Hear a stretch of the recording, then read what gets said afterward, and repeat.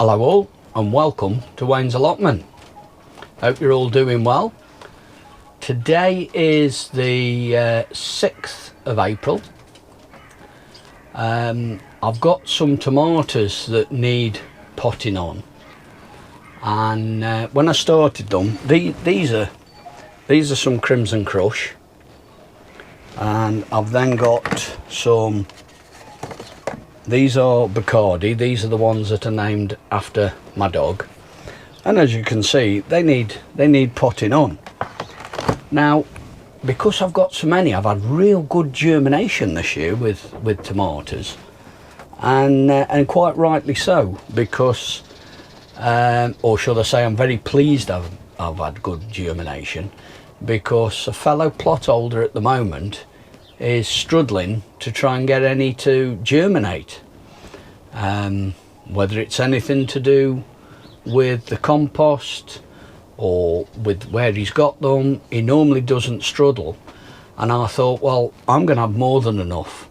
Now, though I haven't said anything to him, but I'm quite willing to let him have some extras of mine, because I shall, as I say, I shall have plenty. I've even got down here, these are some Sweet Million, and they were all sown at the same time. All, I mean, the reason I think these have done so well in this pot is because of the depth of pot, and there's more nutrients in there than there is in that.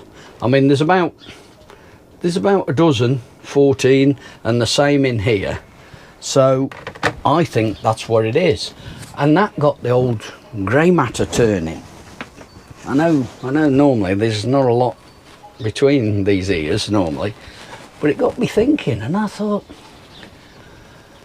what could I use that's not going to take up a lot of room, because I want to try and keep them fairly compact, but it's going to help to give them a good next stage, shall we say. And then I came across it, and I thought, there we go, root trainer. I mean, this is in a seed tray because it's split there. As I was doing these and potting them up, it split on me, so that's not very good. But these have been in here about 3-4 days now. But the problem is, I hadn't got any more root trainers, so I've had to send for some, and I'll show you. This is how they come. That's the make. There's a little bit of information on the back with regards what's in. And the good thing about these root trainers is, when I come, I'll just show you, when I come to pot that, let's say that's the root trainer. When I come to pot that on, and I've got these nice tomato there, I can put all this, so it'll be sitting something like that in the pot, or in my case the root trainer, and that means that all this here then will suddenly start and produce roots, and therefore get a healthier plant, because it can extract, shall we say, that's a big word, extract more nutrients from out of the compost. So that's partly why I'm using a root trainer, and also it'll keep them all together. There's 32 cells. I'll show you. I'll take this apart. Gives you a little bit of information. It explains about air pruning as well, which basically means that as the roots start to form and come out sort of through the bottom, it says about that you've got drainage holes that tips the roots may die off naturally, causing masses of side roots to develop higher in the cell, which sounds a good thing. So that's, I'm going to take the sleeve off there. You then get a propagator top. I also use these with watering. I'll stand that. That'll stand in there like that, and put a bit of water in that, and that'll help with the watering. Put that over there. Let's get these out of here.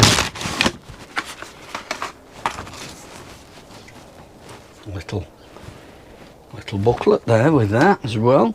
There's the frame, fairly sturdy. As I say, I've managed to having said that, go and contradict it what I'm saying. I've managed to break that one, but they are getting on a bit. And so that's the frame. And then basically how this works is you've got these clamshells,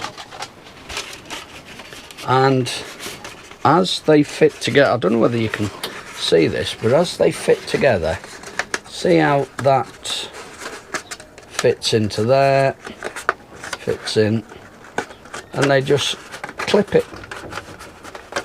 in together like that, and you can now see the depth. You look at that plant, say that tomato there, and you look at, see the sort of depth you've got, and you've still got quite a bit down the bottom for the root to develop. You've got quite a good sized area, quite a fair area in there for the roots to develop in. And so I thought to myself, well, that's what I'm going to do with them. And I've got, even with regards to Sweet Million, that, as I say, these were all done at the same time, and because of this is what made me think about using these. Another good thing about using these, let's put that down. Another good thing about using these is if you've got any tomatoes that have gone a little leggy, they can be put into these, buried that bit deeper, and you'd end up hopefully with a nice tomato plant. As I say, these are Crimson Crush. I've still got about another 12 there to do. I've got about a dozen of the Bacardi, and then I've got these Sweet Million, which what I shall do with these is I shall put some of these into 4-inch pots like these, and then just make sure they're in the greenhouse covered up at night, just give them a bit of protection from any frosts. But I just thought I'd show you what I've done with, as I say, with regards using these. This to me is a great idea. It's keeping them quite compact. I mean, there's like 32 there, so you imagine you had even a smallish pot like that, the amount of room that 32 of them are going to take up compared to the room that they're taking up. I mean, that's just a seed tray, so that's going to be it's going to help keep them fairly compact. And then when it comes to potting them on, it'll be a case of just opening them up. You'll see the roots. It should be a real good mass of roots in there. So that's what I'm doing this year with regards to tomatoes, and because I've got so many, to be perfectly honest. I'm out in the greenhouse, as you can see, and I'm going to do my sweet corn, or start my sweet corn off. I'm doing Swift because I got put onto this probably I think it might have been about the second year I had an allotment. The person that was then chair of the committee informed me about growing this, and that they always did it and had very good results. And I've got to be honest, I've done quite well with it. I did try another variety one year and didn't have very good germination, but you know, whether that was me, don't know. But what I'm doing with this is I'm going to chit it. I'm not going to sow it. Now, when I mean chit, well, I'll spin you around and I'll show you what I'm talking. Well, no. I'm going to be using these, the little containers that you get takeaway food in. And what I've done is put a bit of, just got some ordinary kitchen roll, just a piece of kitchen roll, folded it up to put it in the bottom, and then put the seed on, another piece on top, give it all a soaking, put the lid on, and I'm going to leave these, I think, in the house. I did think about leaving them out here, but we're still getting frosts. I mean, today is 17th of April, and I woke up this morning and there was a good frost on the ground again. So I think I'm going to leave these in the house, but I'll spin you round and I'll show you exactly what I'm doing. Right, there's the containers. Bit of a rare sight for you to see, actually, with this table. That's me just pumping that up. Bit of a rare sight for you to see this table clear with no compost tray on it. As you can see, spraying this, the water is from inside the house, and I don't mean I've just been and got it from out the tap. It's been in the house for a while. I use it for some of the house plants, actually, and any other seedlings and so on I'm doing at the time. I think we'll push that down.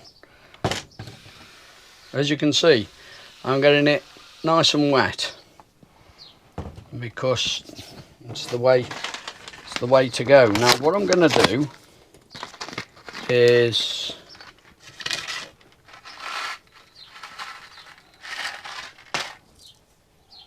just place the seed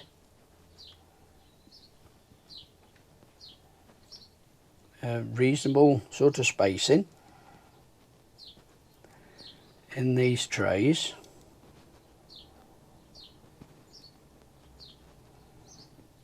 and then they'll be covered and sprayed again.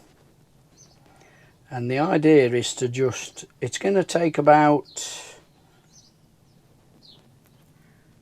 10-12 days or so, roughly. Don't quote me, but it's going to be about 10 or 12 days before you actually start to see anything come of these. And what you will see is you'll see just a little off the edge of the seed. That's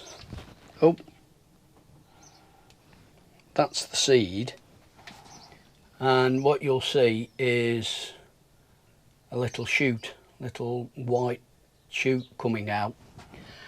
That will then tell me that the seed is viable, and I can then carry on with potting them, and they will probably then, now there's more than enough for me there, so we'll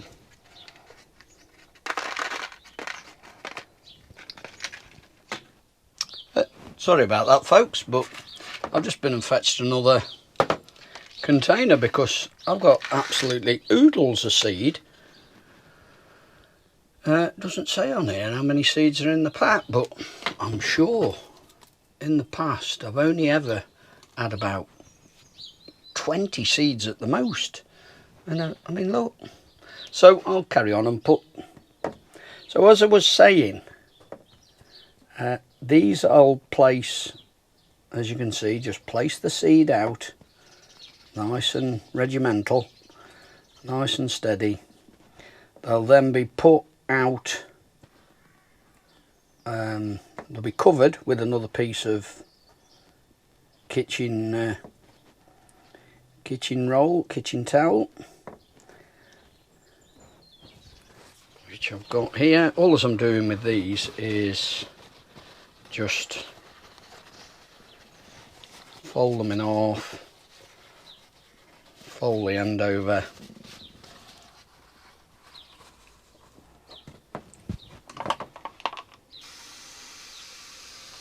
give them a good spray in.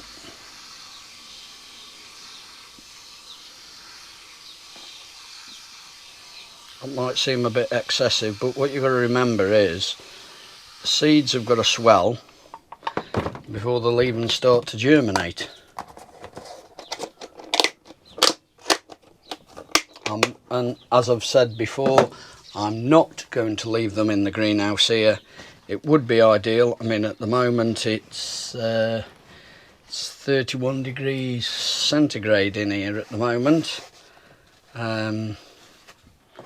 which makes it quite pleasant being in here. Because outside, even though the greenhouse is generating that sort of heat, outside it's only about 3 or 4 degrees. It's very cold weather, and I'm a bit reluctant to put things out. I mean, I've got some beetroot, I've got some Swiss chard. Admittedly, they're a little small at the moment, but they wouldn't hurt to put them out. But I don't want to put them out while we're getting these frosts. You know, it's although I might not be might not seem to be a problem. I don't want these frosts getting at stuff, you know. So these will go in the house. They'll go on the window ledge in the spare room.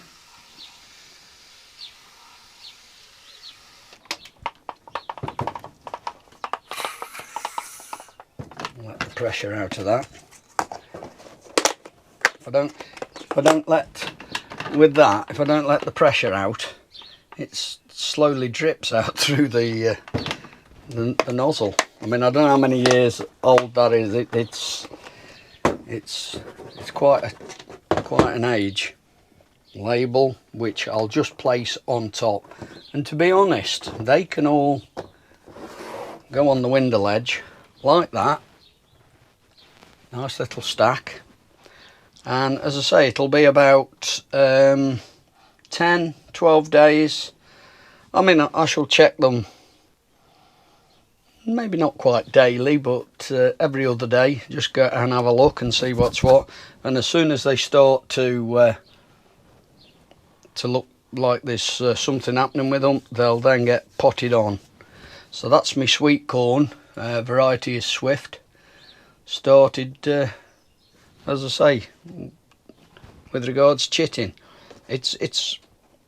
To me, it's a good foolproof way. I've done sweet corn in the past with actually potting it, and it's failed. This, you're guaranteed that once you see that little shoot, as I said earlier, you know that seed is viable. You know that is then worth potting on. Another little job that I'm doing out in the greenhouse is my French beans. I'm doing Cobra, do them every year. I've never fail. I'm very pleased with them. But this year, for a change, and because I've seen a lot of you people out there in YouTube land grow them and do say how good they are, I'm doing Blue Lake as well. These are new to me. I've never done them. I believe they're quite a good cropping bean, and I'm doing all those in these root trainers. This is another new one that I bought.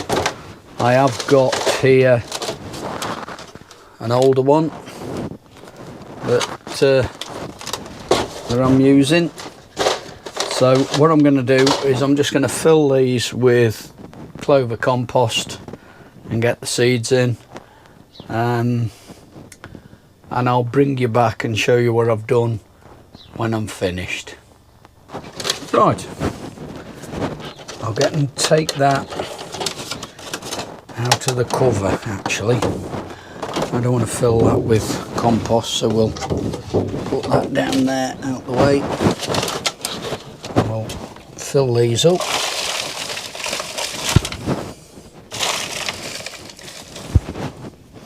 I've got to be honest, these are great. This is what I would have used, and I have used in the past for my sweet corn. I've although you've seen me, I say earlier on, doing the sweet corn in what I call a chitting the seeds.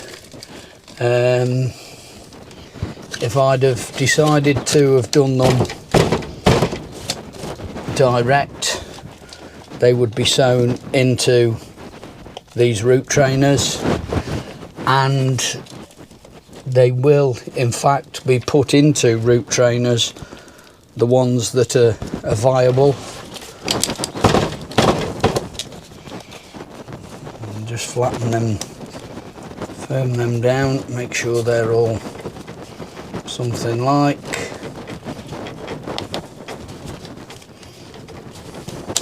And I think we'll do the Blue Lake first, so we'll stick the label in.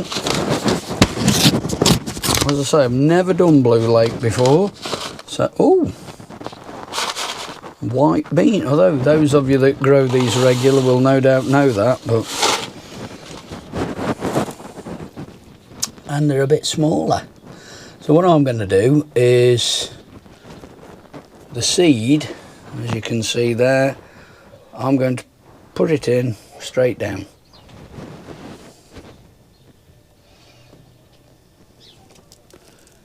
Just push them in. There's going to be more than enough here for me. This 32 plants I can grow in here, and there's no way I need that many. I'm looking at maybe having something like 15 or 16 per row. So on my bean rack it will be Blue Lake one side and Cobra the other side, and that should hopefully, because of doing them that way, I should have quite a good crop this year. I've always grown Cobra and I've never had a problem with them. They are a very good bean. So we'll see how we go with these. As I say, brand new to me. Blue Lake, I'm going to have absolutely oodles left over here. There's still quite a few seeds in the pack. So, but I'll pop these in here, then I'll give them a bit of a watering, just to make sure that there's, well, in total there must be about, I don't think it tells you on here, but there must be about 60-70 seeds, so if needs be I've got some there if we get any failures. Now what I'm going to do here is just quickly water each one, and then I'll just put a little bit of compost over the top. I shall do exactly the same with the Cobra, so I shan't bother showing you that, but what I will do when I've done both of these is I shall use the lid as a bath, and I'll stand that in the lid. In fact, let me just put a bit of compost over the top of these.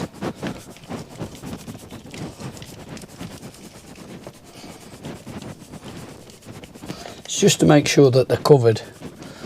With me watering them like that, it's just put them in contact. We'll just make sure they're all nicely pressed down. The water, by the way, has been in the greenhouse here for a while.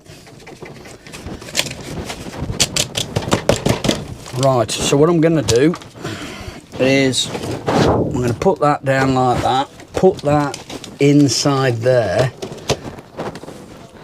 and then pour water in so that will then become a bath. We'll go about halfway up so that it'll allow that to give everything a good watering.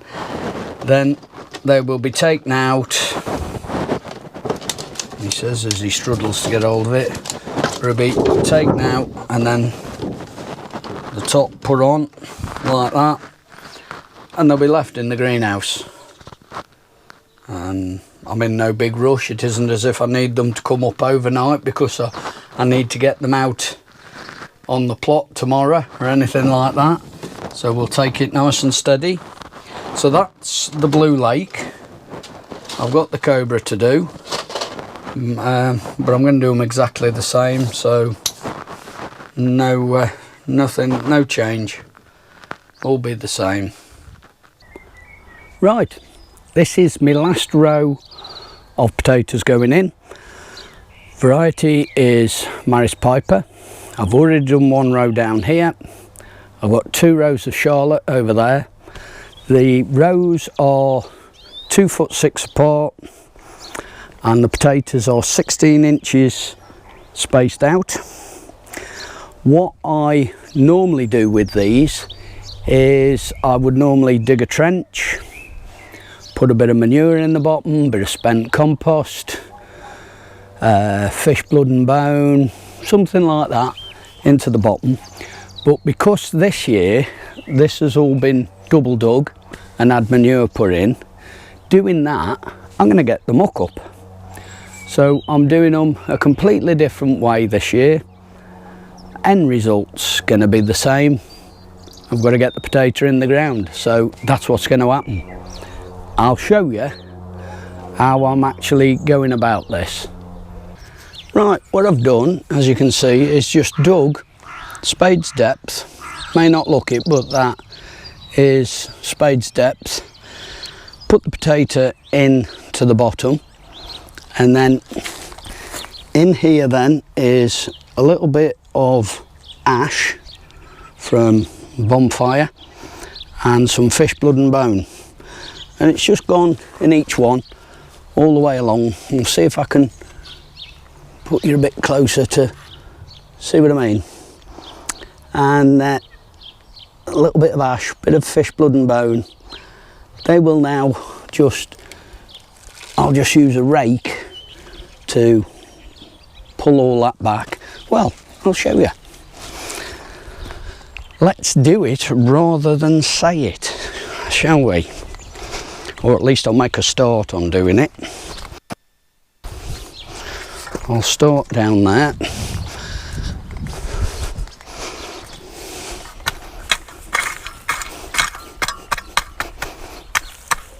Should have moved my line first. Oh, not very good planning. Not very good planning. Oh, I'm going to get the sack from this job, I can see. But you get the gist of what I'm doing. I'll move my line before I go any further because I'm going to make a bit of a mess, but that's the gist of it all. Quick overview of what I've just done with regards to the potatoes. First 2 rows of Charlottes, they went in about 2 weeks ago now. I've just done these. Today is the 18th of April, and I've just done these 2 rows of Maris Piper. I'm going to come out about 18 inches, and then down here will be my onions. They'll be from about the end of there to about here. That'll be my onions, but they won't be done They'll be done one of the days this week, hopefully, this coming week. But yes, that's the potatoes in. I just have to see if that fox, see whether he ends up digging any up now. But still, it'll be interesting to see how we go. Another little job that I've done today is some carrots. I said I would make this as a carrot bed. You can see I've put the hoops ready for this Enviromesh type netting to go over that. In here we've got, this row is Amsterdam Forcing 3 in there. In the middle is a new variety to me called Ibiza. I think, to be honest, I bought them from a supplier of seed for things like long carrots, long beetroot, big cucumbers and big pumpkins and so on. One of these sort of show seed suppliers, and they looking at them, and if I remember right with the description, it said about it being something along the lines of a sweet candle type carrot, only supposedly that little bit bigger. Then I've done 2 rows along the back there of, I think it's new this year to Mr. Fothergill's, and it's a variety called Sugar Snacks, not Snaps, but Sugar Snacks. If everything goes right, you should see some pictures of the said seed packets appear, if I've got this right. But yeah, so there's, and again, those Sugar Snaps are a longer carrot, so I've got them in. I've got Amsterdam Forcing 3, Ibiza, and then Sugar Snacks along there, 2 rows of. I've tried to do them quite thinly so that they stand a chance of producing decent size without me thinning them out really. My next job now, I know it's only April, but this netting is going on now because the last thing I want is carrot root fly in on this. Some people, there's a chap on our site here, he seems to think that carrot root fly is in the ground all the time. I don't know whether anybody out there, any of you know of such thing, I don't know, but he seems to think it's in the ground all the time. Well, I've tried before now putting that netting that's about so high all the way round my carrots before now, but it doesn't always work. So this time I've thought right, I'm going to net it. But before I put the net on, I just thought I'd show you. You can see where I've put them, I've watered them, so hopefully should have a good harvest of carrots this year. Well, that's it for this one. Thought I'd give you a bit of a different view, show you in the other greenhouse. That sun's blinding. It's what are we? It's 38 degrees in here. But having said that, last night it went down, that's 38 degrees C, but last night it went down to minus 0.4, so we're still getting some cold temperatures at night. I think I've noticed while I've been editing this video up and such like is how versatile those root trainers are. The sweet corn, once that starts to chit, that'll all go out into a root trainer. Again, because it's quite compact, they're 32 compartments, or 32 pots, shall we say. So there'll be ample for the sweet corn, but you'll see that hopefully in a future video. Thank you all very much for watching, it really is appreciated. Please like and comment, and if you want to keep up to date with everything that I'm doing, then just click on the subscribe button and click on the bell, and every time I put a new video up you'll be informed. And it doesn't cost anything to subscribe. It's not like satellite television or cable television or whatever. It doesn't cost anything to subscribe. So until the next time, be good, look after yourselves, look after each other, and I'll see you in the next one. Thanks a lot. Ta-ra a bit.